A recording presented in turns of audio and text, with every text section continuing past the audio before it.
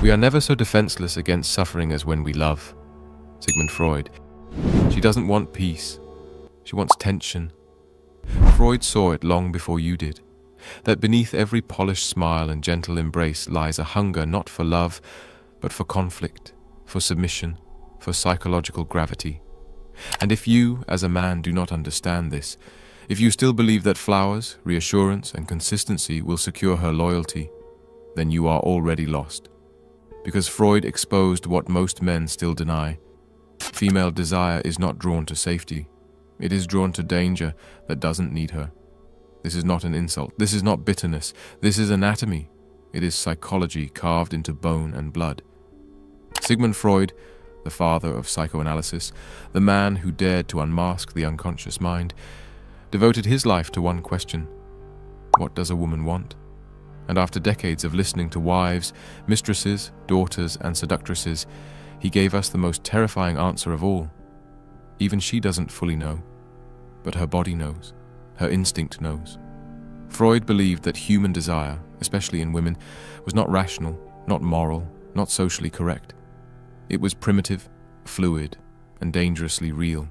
He described female sexuality as a dark continent, unexplored, unpredictable, and violently suppressed by centuries of polite civilization. And in that suppression, Freud discovered something chilling, that what women claim to want and what they respond to are often not the same thing. She says she wants a kind man, but she texts back the one who disappeared. She says she wants a man who listens, but she obsesses over the one who makes her feel invisible. She says she wants stability, but her heart races for the one who lives on the edge of chaos. Why? Because Freud understood that female desire isn't about logic. It's about lack, about chasing what she cannot fully possess. And the man who gives her everything, openly, eagerly, emotionally, that man is no longer a mystery. He becomes predictable. He becomes boring. He becomes disposable. Freud called it the repetition compulsion, a psychological phenomenon where we are drawn not to what heals us, but to what reactivates our deepest wounds. And women, shaped by evolutionary pressures to test, select, and survive, are drawn to men who activate emotional conflict, not out of malice, but out of instinct. Because it is in that conflict, when you withhold validation, when you resist her pull, when you stay centered in your purpose, that she feels the electricity of uncertainty, and in that uncertainty, she feels attraction. But no one told you this.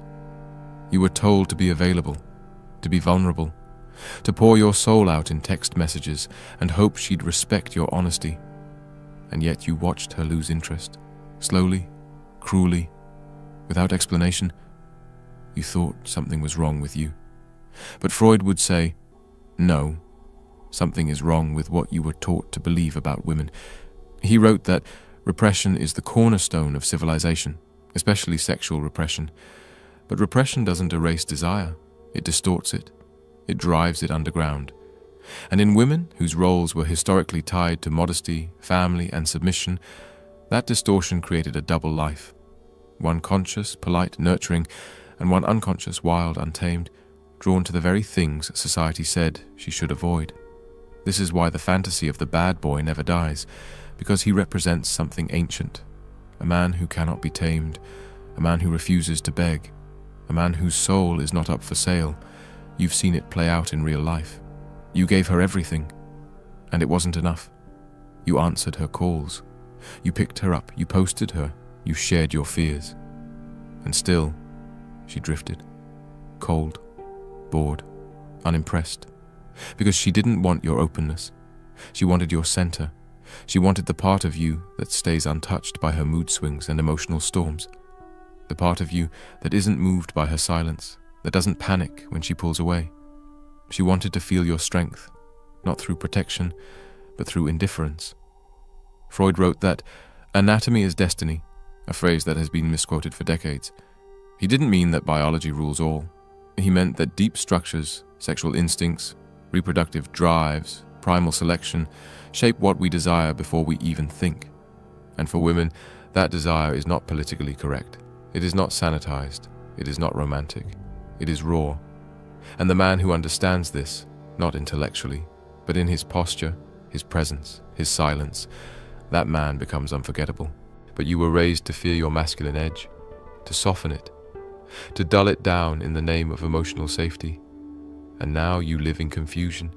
You wonder why she leaves, why she tests you, why she argues without reason, provokes you, pulls away at the peak of intimacy. It's because she doesn't crave harmony. She craves your refusal to be broken. She craves your core, the part of you that can walk away and not flinch. And the moment you abandon that, the moment you bend to her emotional chaos, you become the very thing she resents, a man who can be owned. Freud wasn't trying to destroy love, he was trying to understand it. He believed that love is always entangled with conflict, that desire cannot exist without tension, and this, he said, is the tragedy of modern man. He wants to be both desirable and obedient, powerful and pleasing, dominant and emotionally tamed, but these are opposites. Desire demands imbalance. It thrives on tension, and the moment you give her everything, you rob her of the chase. She wants to surrender, but only to a man who cannot be manipulated. She wants to submit, but only to a man whose purpose outranks her emotions. She wants to be claimed, but only by the man who doesn't need her to feel complete. And Freud, for all his controversy, saw this with brutal clarity. He didn't blame women. He blamed the illusions men were sold, illusions that keep them weak, lost, and endlessly heartbroken. You thought showing her your wounds would make her stay.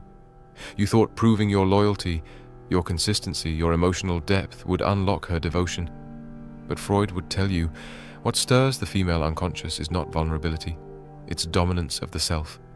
Not control over her, but control over your hunger. It is your restraint, your unshakable frame, your sovereign presence that triggers her deepest feminine response, not your feelings, not your pleading. Understand something Freud spent his entire life dissecting. Women do not fall in love with your softness. They fall in love with your containment. The man who has urges and doesn't act on them, the man who is tempted and doesn't fall, the man who is capable of love but does not worship it. That man in her unconscious mind is dangerous. And danger in the Freudian sense is not violence, it's power without dependency. You have been taught to reverse this polarity, to lead with need, to wear your heart on your sleeve and call it strength. But it's not strength, it's exposure. And when your soul is exposed before it has been tested, when you seek to be chosen before you have chosen your own mission, you are no longer a man. You are a servant waiting for a queen, and she cannot love a servant. She can use one. She can depend on one. But she cannot desire one.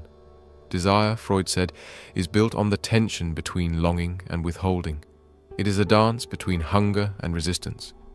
And this is why women lose interest the moment they feel they fully have you, not because they are cruel, but because desire dies in certainty. You may think love is about transparency, about giving her your every thought, your every fear, your every inch of emotional availability. But Freud saw the flaw in that. He wrote that the unconscious mind does not care about honesty. It responds to archetypes, symbols, power dynamics, emotional contrast. She doesn't want to see all of you. She wants to see what she cannot reach. And you, modern man, with all your therapy and your good intentions, have become too reachable, too readable, too manageable. And in doing so, you have made yourself emotionally safe and sexually invisible.